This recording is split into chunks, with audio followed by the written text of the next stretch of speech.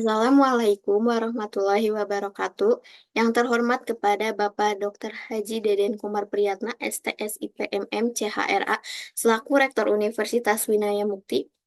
Yang terhormat Ibu Dr. Hajah Winaroswina, SEMM, CPM, selaku Dekan Fakultas Ekonomi dan Bisnis Universitas Winaya Mukti.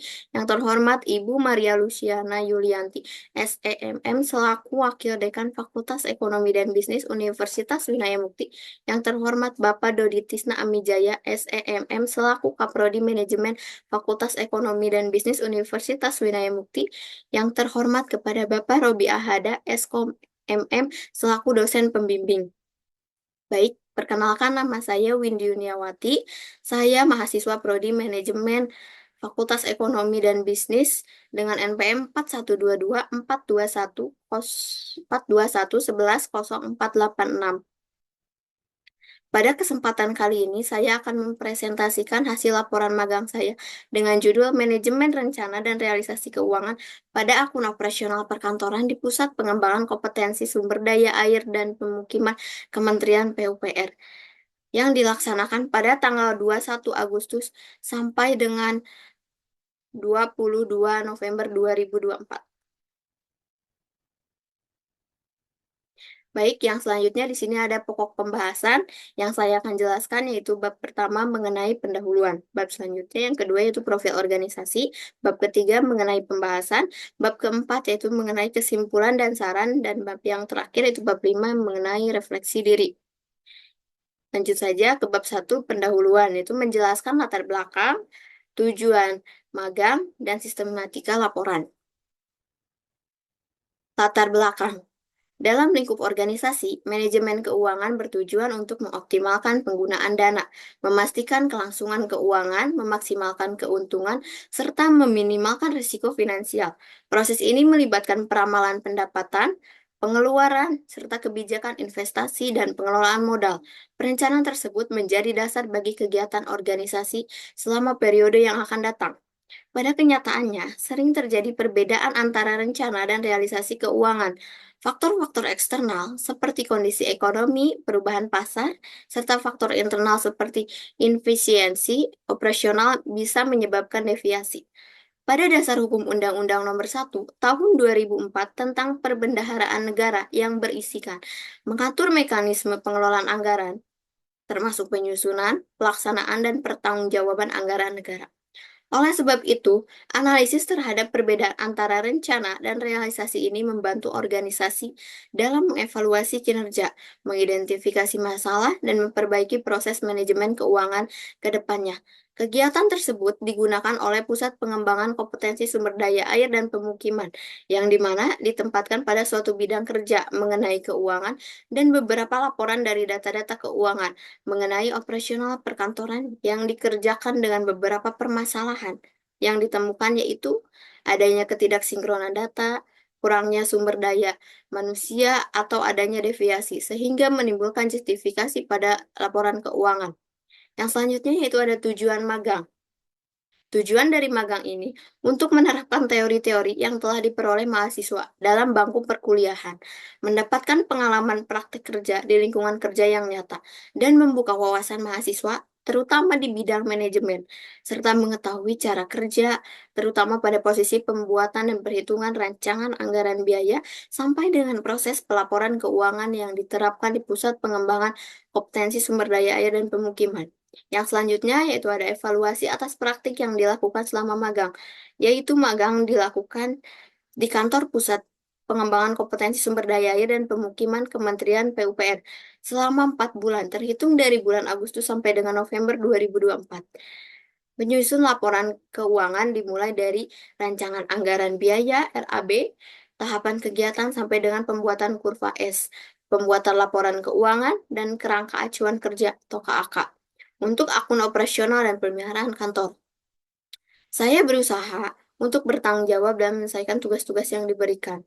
Selama magang, penulis terbiasa menggunakan Microsoft Word, Microsoft Excel, serta aplikasi Smart SDAP, sehingga mempunyai kemampuan dan pengalaman yang baru dalam bidang ini. Sistematika laporan. Bab 1, menguraikan latar belakang dan tujuan yang mendasari kegiatan magang. Bab 2, menguraikan profil organisasi dan deskripsi aktivitas kegiatan magang yang menjelaskan secara rinci mengenai kegiatan magang. Bab 3, menyajikan landasan teori dan analisis yang dihasilkan dan menghubungkannya dengan teori yang ada. Bab 4, berisi kesimpulan dan saran yang mencakup kesimpulan dari hasil magang dan saran perbaikan untuk pengembangan di masa depan. Bab 5 berisi refleksi diri seperti relevansi pelajaran, pengalaman magang, manfaat yang diperoleh, kunci sukses, dan tindak lanjut untuk kedepannya. Setiap bab dalam laporan ini dirancang untuk memberikan gambaran menyeluruh mengenai pengalaman dan hasil yang diperoleh selama magang. Yang selanjutnya itu bab 2 mengenai profil organisasi dan aktivitas magang, yang menjelaskan di dalamnya itu profil organisasi dan mendeskripsikan aktivitas magang mengenai kegiatan magang yang dilakukan. Yang pertama yaitu profil organisasi sejarah. Berdasarkan Kementerian Pekerjaan Umum dan Perumahan Rakyat dalam rangka adaptif terhadap tuntutan kekinian, SDM, PUPR perlu dan selalu melakukan peningkatan kompetensinya, baik kompetensi dasar, bidang teknis, dan sosial, sehingga terciptalah SDM PUPR yang profesional dan terdepan. Berjalannya waktu dari masa ke masa, perubahan terus terjadi demi meningkatkan kualitas badan pengembangan sumber daya manusia itu sendiri, baik dari penamaan departemen, atau divisi maupun tugas dan fungsi pekerjaan. Hal tersebut merupakan bagian penting dari perjalanan berkembangnya BPSDM PUPR. Berdasarkan Peraturan Menteri Pekerjaan Umum dan Perumahan Rakyat Nomor 13 Tahun 2020 tentang organisasi dan tata kerja Kementerian PUPR, maka Pusat Pendidikan dan Pelatihan Sumber Daya Air dan Konstruksi berubah menjadi Pusat Pengembangan Kompetensi Sumber Daya Air dan Pemukiman, terhitung dari bulan Mei tahun 2020 sebagai salah satu unit kerja di bawah naungan Badan Pengembangan Sumber Daya Manusia PUPR. Bisa dilihat tempat Kementerian PUPR itu sendiri. Yang selanjutnya itu ada lambang dan dasar hukum. Bisa dilihat di sebelah kiri ada lambang PUPR. Yang bisa dijelaskan logo secara keseluruhan menggambarkan peran Kementerian Pekerjaan Umum dan Perumahan Rakyat untuk mewujudkan infrastruktur pekerjaan umum dan perumahan rakyat yang handal dalam mendukung Indonesia yang berdaulat, mandiri, dan berkepribadian berlandaskan gotong royong. Dasar hukum. Dasar hukum yang berlandaskan Pusat Pengembangan Kompetensi Sumber Daya Air dan Pemukiman Kementerian Pekerjaan Umum dan Perumahan Rakyat diatur dalam Peraturan Menteri Pekerjaan Umum dan Perumahan Rakyat Nomor 15 garis miring PRT garis miring M garis miring tahun 2015 tanggal 21 April 2015 tentang organisasi dan tata kerja Kementerian Pekerjaan Umum dan Perumahan Rakyat dan Peraturan Menteri Pekerjaan Umum dan Perumahan Rakyat Republik Indonesia Nomor 13 Tahun 2020 tentang organisasi dan tata kerja Kementerian Pekerjaan Umum dan Perumahan Rakyat. Yang selanjutnya di sini ada struktur organisasi dan visi misi. Visi dari Kementerian PUPR sendiri itu yaitu pada tahun 2015 sampai dengan 2019 adalah terwujudnya infrastruktur pekerjaan umum dan perumahan rakyat yang handal dalam mendukung Indonesia yang berdaulat, mandiri, dan berkepribadian berlandaskan gotong royong. Misi dari Kementerian Pekerjaan Umum dan Perumahan Rakyat yang merupakan rumusan upaya yang akan dilaksanakan selama periode Renstra 2015 sampai 2019 sampai dengan sekarang dalam rangka mencapai visi serta mendukung upaya pencapaian target pembangunan nasional berdasarkan mandat yang diemban oleh Kementerian Pekerjaan Umum dan Perumahan Rakyat. Bisa dilihat juga di sini ada struktur organisasi yang atas yaitu kepala pusat, yang sebelahnya kepala subbagian, yang bawahnya kepala manajemen dan bawah-bawahnya kepala-kepala bagian bidang. Yang selanjutnya di sini ada aktivitas magang. Di sini ada bidang kerja. Bidang kerja selama melaksanakan magang, saya ditempatkan pada posisi subbagian tata usaha, mempunyai tugas melakukan pelaksanaan urusan kepegawaian keuangan, perlengkapan rumah tangga, administrasi barang milik negara, serta tata persuratan dan kearsipan. Pelaksanaan kegiatan, jadwal kerja yang saya laksanakan di Pusat Pengembangan Kompetensi Sumber Daya Air dan Pemukiman Kementerian PUPR yaitu setiap hari Senin sampai dengan Kamis dimulai pukul 7.30 sampai dengan 16 WIB dan Jumat dimulai pada pukul 7.30 sampai dengan 16.30. Kegiatan yang dilakukan saya selama magang yaitu yang pertama membuat surat keputusan barang milik negara. Yang kedua, memasukkan data barang milik negara ke dalam aplikasi SMARP.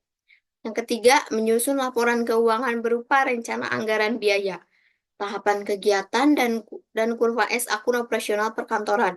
Yang keempat, menyusun laporan awal, laporan interim, laporan akhir. Yang kelima, menyusun KAK operasional perkantoran. Yang keenam, men-scan arsip untuk dijadikan sebuah data soft file. Yang ketujuh, mencari dan mengisi data induk dokumen mengenai SMAP ISO 37001 tahun 2006. Yang kedelapan yaitu pendataan mencari file dokumen BMN dan nilai TKDN di aplikasi Sakti dan e-katalog. Dan yang selanjutnya yaitu bab 3 yaitu mengenai pembahasan landasan teori dan analisis. Landasan teori yang pertama yaitu pengertian manajemen. Manajemen adalah hal yang sangat penting tidak hanya dalam dunia bisnis, tetapi dalam kehidupan sehari-hari. Seperti menurut Handoko, manajemen adalah proses perencanaan, pengorganisasian, pengarahan, dan pengawasan usaha-usaha para anggota organisasi, serta penggunaan sumber daya organisasi lainnya agar tercapai tujuan organisasi yang telah ditetapkan. Menurut saya sendiri, manajemen adalah suatu proses mengelola sumber daya, baik manusia, keuangan, material, teknologi, dan informasi secara efektif dan efisien untuk mencapai tujuan organisasi. Yang kedua, yaitu landasan teori mengenai ruang lingkup manajemen perkantoran. Manajemen perkantoran adalah proses perencanaan, pengorganisasian, mengarahkan, dan mengendalikan aktivitas kantor untuk mencapai tujuan organisasi secara efisien dan efektif. Ruang lingkup manajemen perkantoran mencakup berbagai aspek yang mendukung kelancaran operasi administrasi dalam sebuah organisasi. Yang di dalamnya terdapat beberapa aspek seperti perencanaan administrasi perkantoran, pengorganisasian, pengarahan, pengendalian dan evaluasi, pengelolaan informasi dan dokumentasi, layanan pendukung, pengelolaan perubahan dan inovasi, dan yang terakhir yaitu pengambilan keputusan. Landasan teori yang selanjutnya itu pengelolaan operasional perkantoran atau pengelolaan operasional kantor. Pengelolaan operasional kantor didefinisikan sebagai proses yang melibatkan perencanaan, pengorganisasian, pengarahan, dan pengendalian aktivitas yang mendukung kelancaran fungsi administratif dalam sebuah organisasi. Pengelolaan operasional kantor melibatkan semua aktivitas yang dilakukan untuk memastikan bahwa fungsi-fungsi kantor berjalan dengan efisien, produktif, dan terorganisir. Hal ini mencakup pengelolaan sumber daya manusia, teknologi, serta berbagai proses dan prosedur yang diperlukan untuk mendukung kelancaran administrasi. Serta keseluruhan pengelolaan operasional kantor merupakan pengelolaan efisien, efektivitas, dan produktivitas dalam pelaksanaan tugas administrasi. Yang selanjutnya, yaitu landasan teori mengenai pengertian manajemen keuangan. Manajemen keuangan merupakan suatu proses dalam kegiatan keuangan perusahaan yang berhubungan dengan upaya untuk mendapatkan dana perusahaan serta meminimalkan biaya perusahaan dan juga upaya pengelolaan keuangan suatu badan usaha atau organisasi untuk dapat mencapai tujuan keuangan yang telah ditetapkan. Adapun tujuan utama dari manajemen keuangan adalah bagaimana perusahaan mendapatkan laba dan mengelolanya secara baik, serta mengalokasikan dana dengan risiko yang kecil, guna perkembangan perusahaan yang dapat meningkatkan nilai perusahaan. Landasan teori yang selanjutnya yaitu mengenai rencana dan realisasi keuangan. Menurut Hansen dan Mowen, tahun 2009 mengemukakan bahwa perencanaan anggaran adalah proses proyeksi dan estimasi mengenai pendapatan, pengeluaran, serta alokasi sumber daya untuk mencapai tujuan tertentu dalam jangka waktu yang telah ditentukan.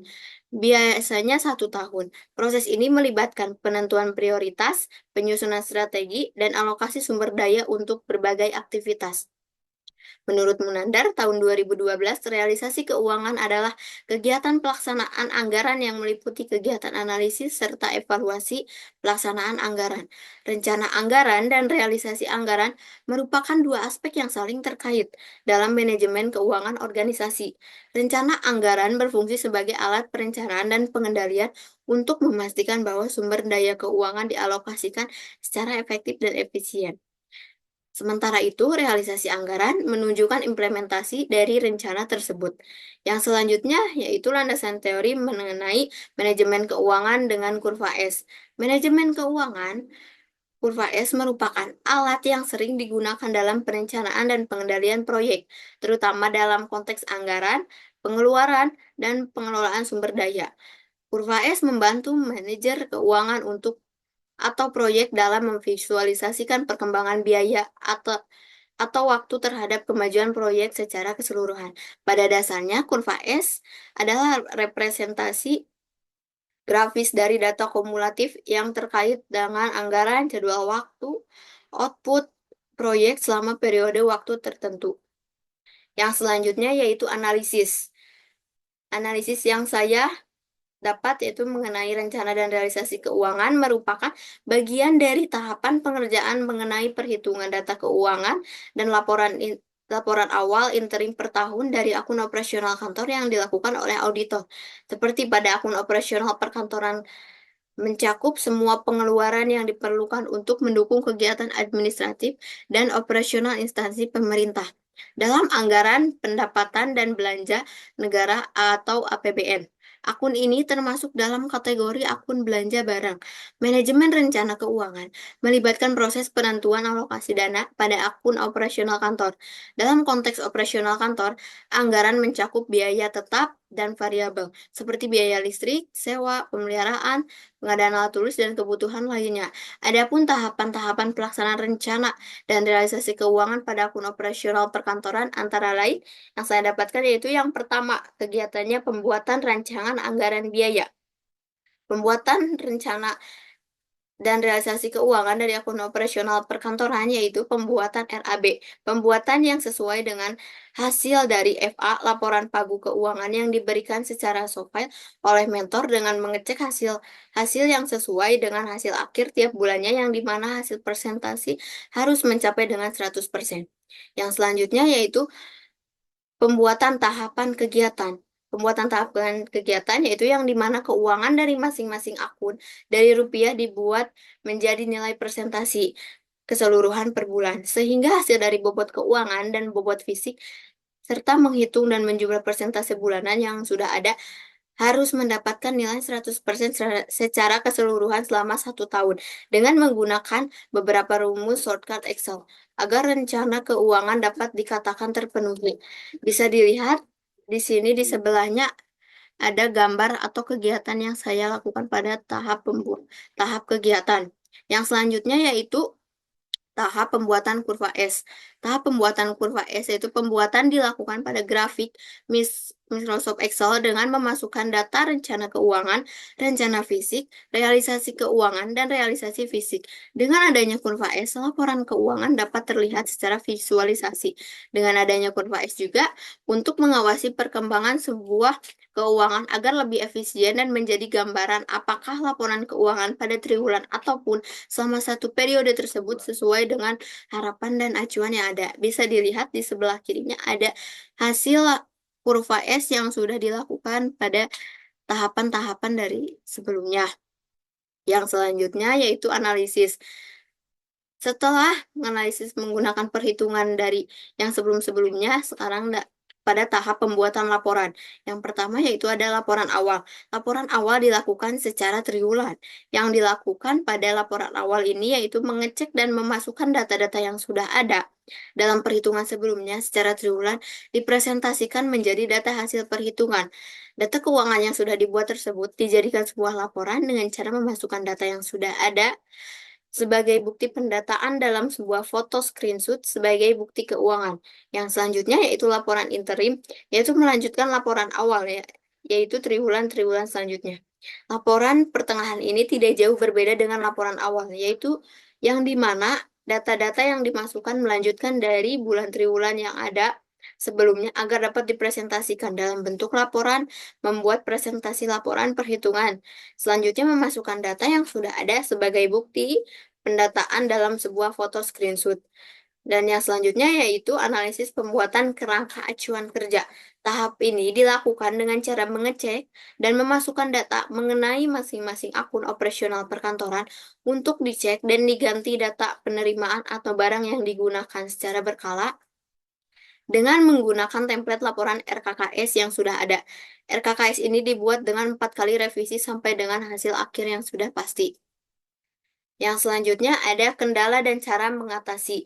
Di sini ada kendala dan cara mengatasinya yang sudah saya dapatkan, yang sudah saya alami. Yang pertama, yaitu kendalanya yang pertama kurang pemahaman penulis dalam menggunakan Microsoft Office, kurang pengetahuan praktikan dalam menggunakan alat kantor seperti mesin fax, mesin fotokopi, dan mesin penghancur kertas. Kendala yang selanjutnya yaitu saat pembuatan laporan keuangan, ketidakseimbangan jumlah akhir yang seharusnya 100% masih tidak balance ataupun tidak sama. Kurangnya pemahaman mengenai alat-alat yang mendalam mengenai aplikasi Microsoft Excel yang sudah ada dalam sebuah aplikasi link. Dan yang terakhir, kendala yang saya temui juga yaitu kurangnya sumber daya manusia untuk pembuatan administrasi pelaporan, sehingga pelaporan yang ada menjadi terbengkalai karena kurangnya sumber daya yang mengerjakan pada laporan tersebut. Cara mengatasi dari kendala-kendala tersebut, yang pertama yaitu mencoba mempraktikkan dan berkomunikasi dengan pegawai. Saat diajari menggunakan aplikasi tersebut, penulis berusaha memahami dengan sebaik-baiknya dan mencoba mempraktikannya sendiri. Cara mengatasi kendala yang kedua yaitu dengan terus mencoba menghitung kembali nilai keuangan bila mana ada kesalahan yang terlewat dan bertanya kepada mentor. Dan cara mengatasi kendala yang ketiga yaitu dari pihak perusahaan harus menambah atau merekrut orang sebagai konsultan individu atau sering disebut KI, yang dimana tugas tersebut khusus dalam pengerjaan laporan keuangan agar terfokus dan terjalankan dengan baik tugas tersebut. Dan yang selanjutnya yaitu bab 4, kesimpulan dan saran. Kesimpulan dan saran. Kesimpulan yang saya dapatkan pada magang ini yaitu pada perusahaan tempat penulis melakukan magang, pelaporan keuangan manajemen rencana dan realisasi telah melaksanakan proses perhitungan keuangan dengan baik, baik dari segi pembuatan rencana anggaran biaya RAB sampai dengan kurva S, menggunakan prosedur dan standar yang berlaku untuk memastikan dan melihat apakah anggaran perusahaan selama 1 tahun berjalan sesuai dengan rencana dan realisasi anggaran yang sudah ada, dengan cara adanya pelaporan berkala seperti laporan awal, laporan interim, dan laporan akhir dibuat secara triwulan pada akun operasional perkantoran. Dan yang selanjutnya itu saran. Bagi perusahaan dengan permasalahan yang dihadapi pada manajemen rencana dan realisasi keuangan pada akun operasional perkantorannya itu harus adanya keseimbangan data yang sesuai dan terkomunikasi dengan jelas, tidak adanya miskomunikasi antar pembuat realisasi keuangan dengan pekerja laporan keuangan, supaya tidak ada kesalahan data. Dan yang selanjutnya bagi perguruan tinggi, penulis menyarankan bahwasannya lebih memperjelas pelaksanaan kegiatan magang dan persiapan apa saja yang harus dilakukan, baik dari administratif dan sebagainya, agar pelaksanaan magang bagi semua mahasiswa dapat berjalan baik karena sudah ada prosedur yang pasti. Yang selanjutnya yaitu refleksi diri. Di sini refleksi diri saya ada mendapatkan beberapa hal yaitu relevansi ya. Di dalamnya tuh pembelajaran selama perkuliahan yang bidang dapat diterapkan selama pelaksanaan magang. Yang selanjutnya itu pengalaman. Pengalaman yang penulis dapatkan yaitu pengembangan soft skill, terutama soft skill yang belum pernah diajarkan selama perkuliahan. Terus yang selanjutnya manfaat yang diperoleh yaitu mampu mengembangkan dan mencoba hal baru dari sisi dunia kerja. Yang selanjutnya yaitu kunci sukses. Kunci sukses dari penulis yaitu percaya diri, jangan menyerah, tidak malu bertanya, dan bertanggung jawab terhadap apa yang dikerjakan. Yang selanjutnya yaitu tindak lanjut. Tindak lanjut dari keseluruhan penulis yaitu harusnya kelanjutan mengenai introspeksi dan pengembangan diri tersebut terhadap kegiatan yang sudah dilakukan. Di sini ada beberapa dokumentasi yang sudah saya abadikan, ada dokumentasi bersama mentor, pengerjaan-pengerjaan dalam pembuatan laporan, pengecekan laporan. Di sini ada dokumentasi bersama supervisor lapangan dan di sebelah kirinya ada dokumentasi penyerahan plakat Universitas Winaya Mukti sebagai kenang-kenangan atau sebagai tanda terima kasih kepada Kementerian PUPR. Sekian penjabaran hasil laporan akhir magang yang dapat saya jelaskan. Mohon maaf bila banyak kesalahan kata. Terima kasih. Wassalamualaikum warahmatullahi wabarakatuh.